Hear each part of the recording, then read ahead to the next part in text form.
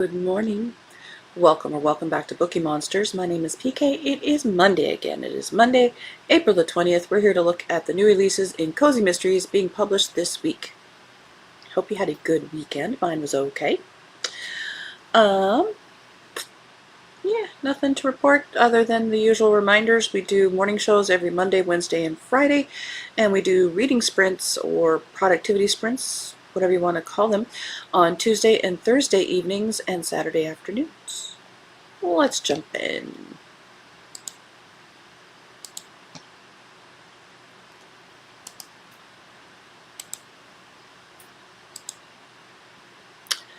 Ellie Alexander has a new one, Death in the Dark.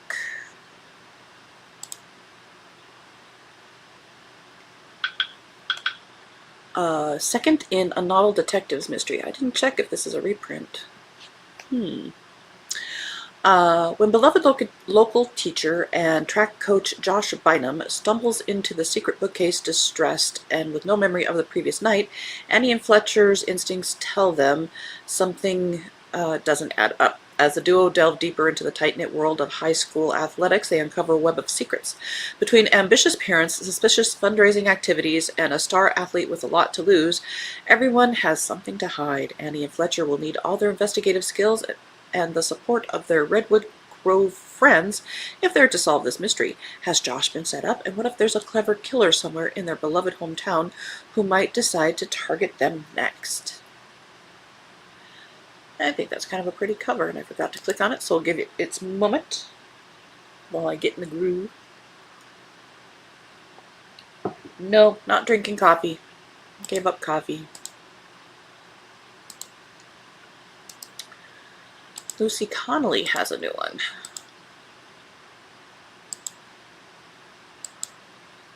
A Body at the Irish Book Club.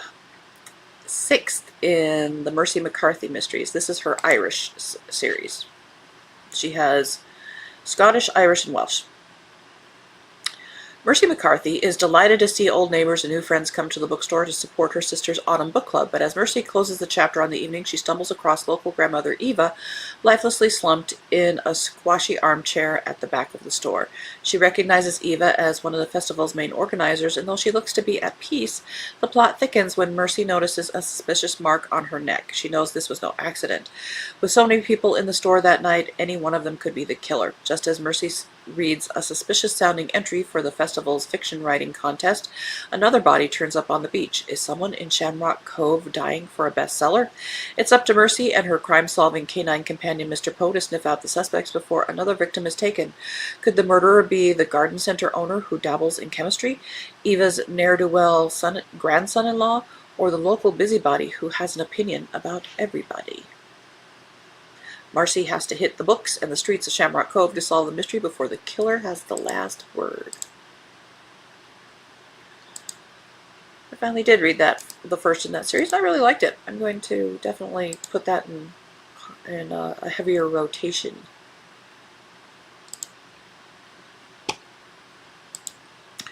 While we wait for Scottish ones, Amy says, "Good morning, how you doing? Welcome. Mystery Waters by Jenna St. James and Stephanie Demore, 14th in the Enchanted Waters mystery. A brand new escape room is opening in the Bermuda Triangle and everyone wants in. When exclusive invitations go out for the grand opening, PADA detectives Isla and Jace are quick to secure their spots, but they're not the only ones playing the game. Joe Dirk has finally scored a first date with Tika Veal, the no-nonsense shrimp shifter. She shifts into a shrimp, determined to prove she's more than just a meter maid. What starts as a night of puzzles and fun takes a deadly turn when one of the staff is found dead, and if that wasn't enough, the grand prize at the end of the experience, the legendary Black Pearl, vanishes without a trace. Now, with a killer among the players and staff, Isla and Jace must untangle a web of secrets and deception. Meanwhile, Tika is willing to do anything to lend a hand in the investigation. Can Isla and the rest of the gang solve this high-stakes puzzle before the next body hits the floor?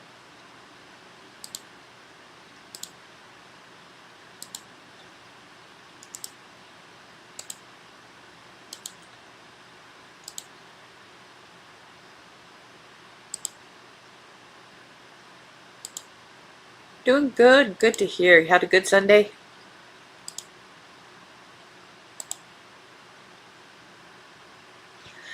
Yep, here we are again on a Monday. Murder on the Motor Track by Rosie Hunt, 11th in the Lady Felicity Quick Mysteries.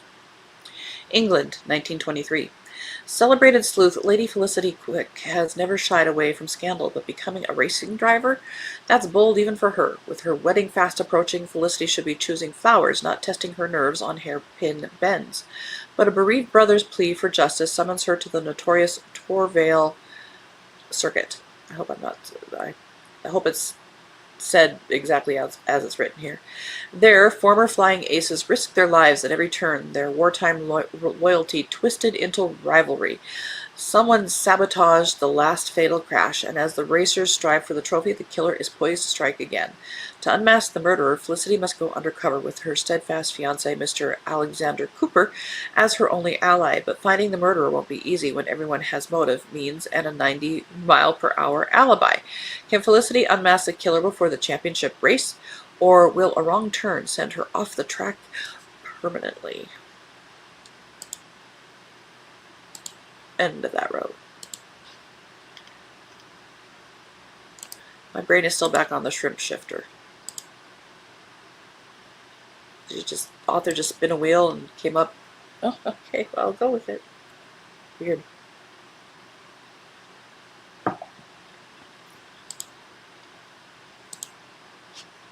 Soar Like an Eagle by Mark Jedell.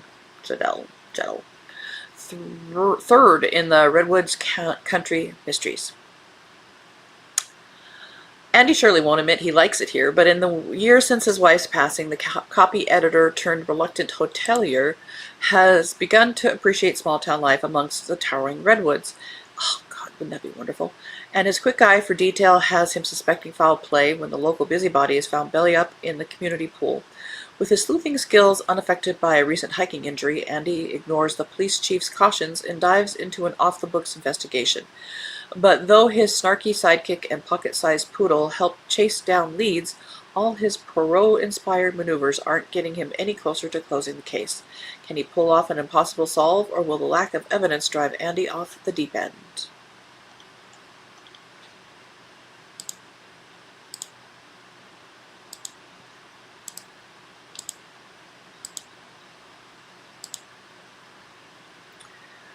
Murder Under a Bitter Moon by Abigail Keene, 15th in a Mona Moon mystery series.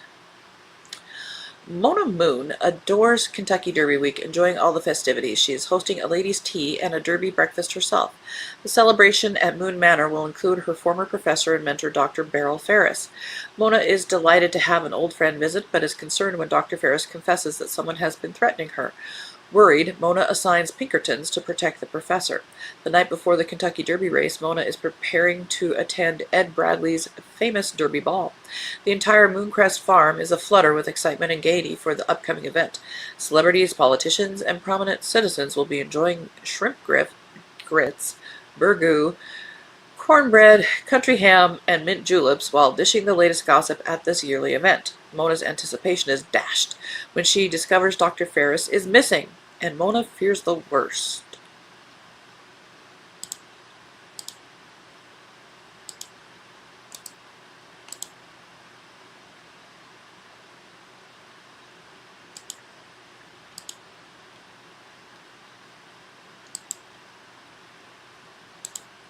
Mary says, good morning, PK and Amy. Hello. Happy Monday. Chilly here in Virginia from the mid-90s to the 30s and threat of frost. Crazy, crazy, crazy. Oh, yeah. We had snow Friday night and then was in the 60s, and today I think we're supposed to hit the 80s, but then back in the 40s by the end of the week. Yo, yo. Shelved in Secrets. Oh, how did your show go on yesterday? Shelved in Secrets by Simone Steer, 3rd in the Cape Fear Bookshop Mysteries. Libby Page has finally found her footing in the historic charm of Southport. Page's bookshop is busier than ever. Her book club, The Plot Thickens, is mid-read, and life along the Cape Fear feels close to perfect until Emerson's friend vanishes days before an important charity gala. At first, the disappearance looks like a headline-hungry stunt, but the more Libby and her sharp-eyed assistant Gracie Jean dig in, the more the fashion world's polished surface starts to crack. Between missing sketches, whispered rumors, and a circle of suspects who know more than they're saying, Libby realizes the truth is being carefully edited out of the picture. With pressure mounting from Emerson and the suspect list growing, Libby must unravel the secrets woven through the disappearance before the truth disappears for good.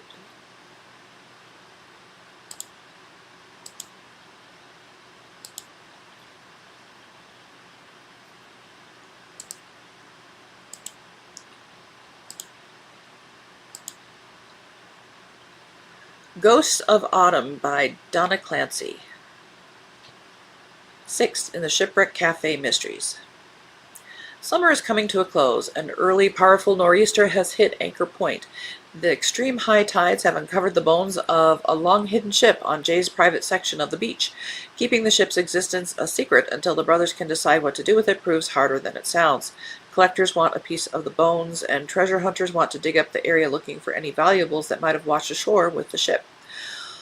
One of Jay's employees disappears while standing guard and hasn't been heard from since. To make matters worse, Roland is extremely agitated that the ship has made an appearance. He knows things that he doesn't want to share with anyone, not even Jay. With what Roland knows, all the history of Anchor Point be forever changed.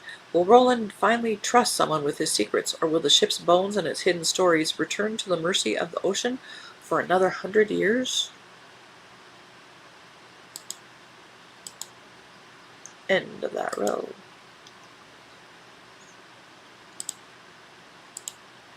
Had a good show. The foot traffic was low, but I had several really nice sales. Oh, good. That made the day for me. Woo!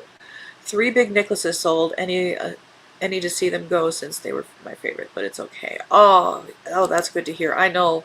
You make it and you fall in love. Oh, but wonderful. Amy said, Sunday was great. My NBA basketball team won the game 1 of their playoff. All right. And Mary says, hooray, Amy. Everybody had a good weekend. That's good.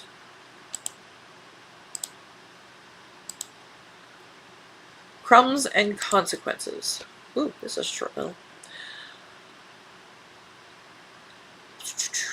By Cassie Rivers, 3rd in the Cookie Cook Mystery Series. Cookie Cook has spent the past year building a life in Blue Ridge, Georgia. The shop is thriving. Her baking column in the local paper has a following. She has a newspaper? A what? She has a cat who judges everyone, a best friend who just got her driver's license, and a deputy who finally told her he loves her. Life is good. Life is finally, blessedly normal. Then the body shows up on the trail, and Cookie's business card is the only thing connecting the dead man to anyone in Fannin County.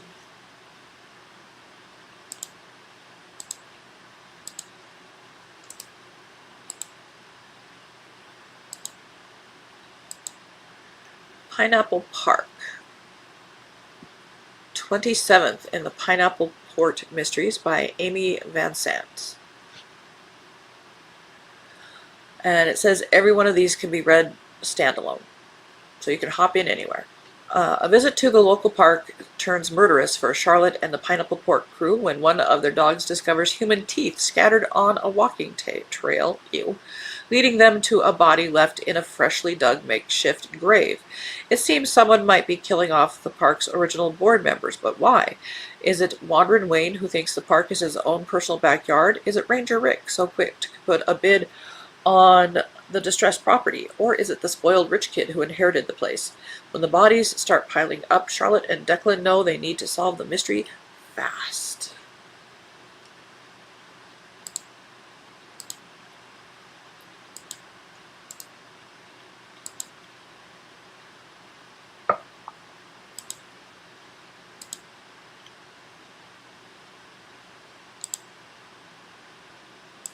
Mary says newspapers still exist but are getting like the dodo birds. I know! Isn't that crazy?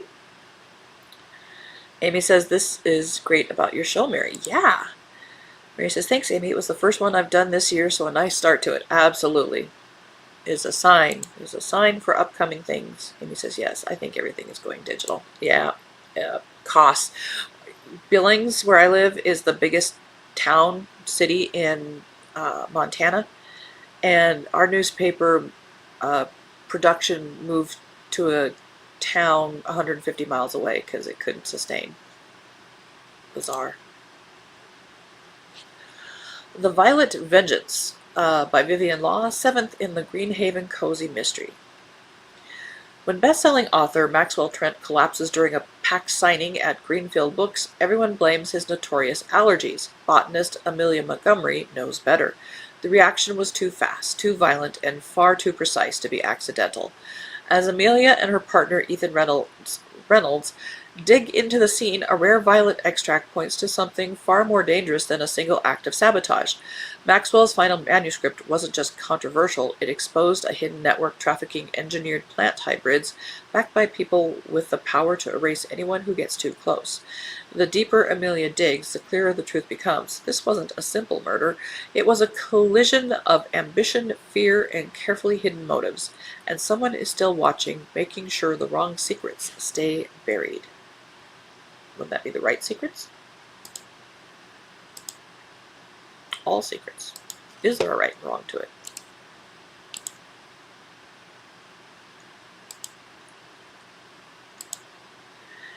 Piano of Shadows by Tessa Silver, 12th in the Quillhaven Magical Cozy Mysteries.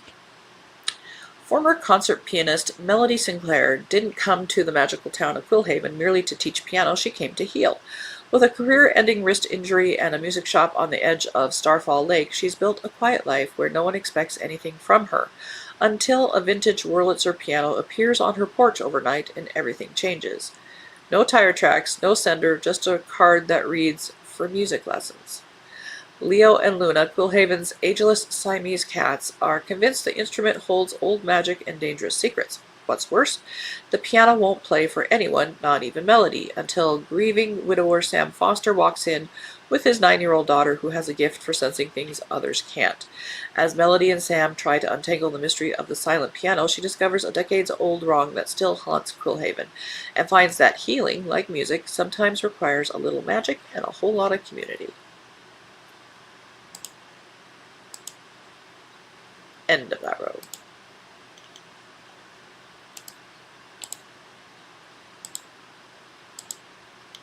The Bush Tea Murder by Ashley Ruth Bernier. It doesn't say, but it says it's a part of a Caribbean island mystery series. It doesn't say which book it is. Maybe it's the first one. It might be the first. And it says it's set in the U.S. Virgin Islands.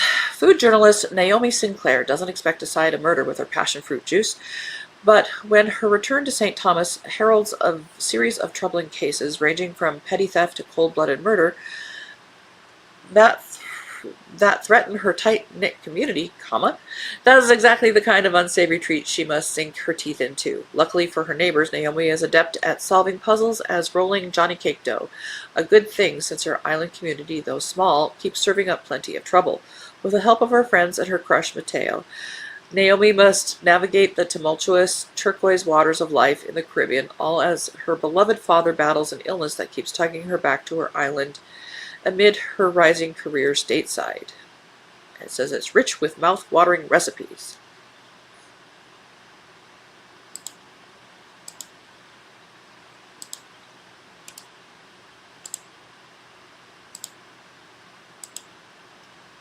Murder on the Fit and Fabulous Cruise by Denise Jaden, 6th in the Olivia Ocean Cruise Ship Mysteries. Cruise ship photographer Olivia Ocean expected her latest assignment on the Moonlit Majesty to mean sunshine, smoothies, and scenic photo shoots, not a celebrity bodybuilder crushed beneath a sabotaged weight machine.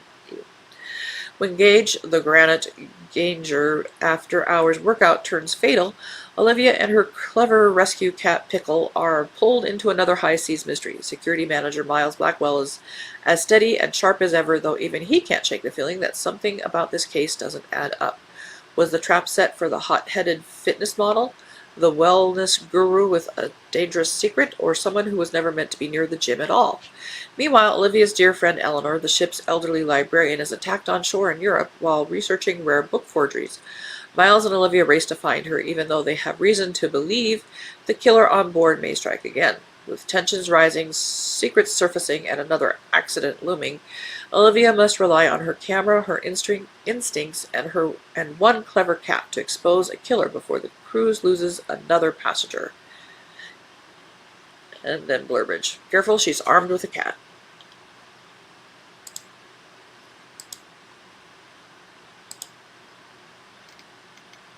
Yeah, we'll do one more. There's a lot here. Walnut brownies and murder. Why ruin brownies with walnuts? By Lucinda Race, third in the Little Bakery Cozy Mysteries.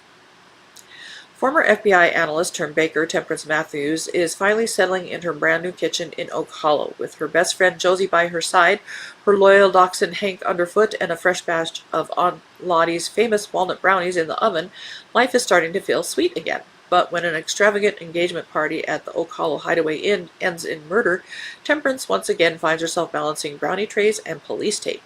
With Officer Casey Butler encouraging her sleuthing ways, she digs into the Posey family's past, where secret scandals and symbols lurk beneath the polished surface.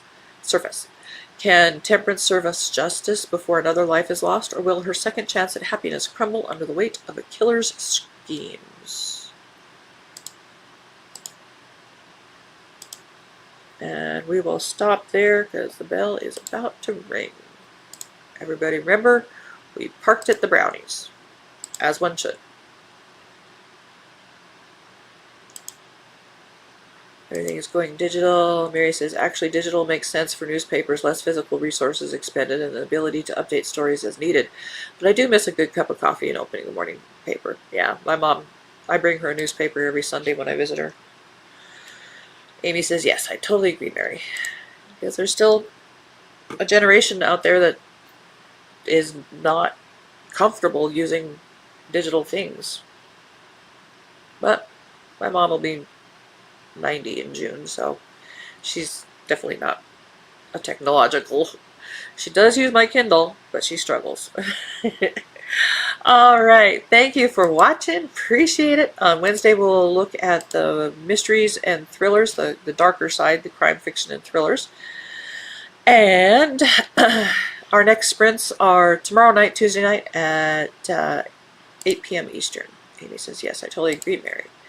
And also says, have a good day. We'll back at you, baby. Thank you for watching, being here. Appreciate it.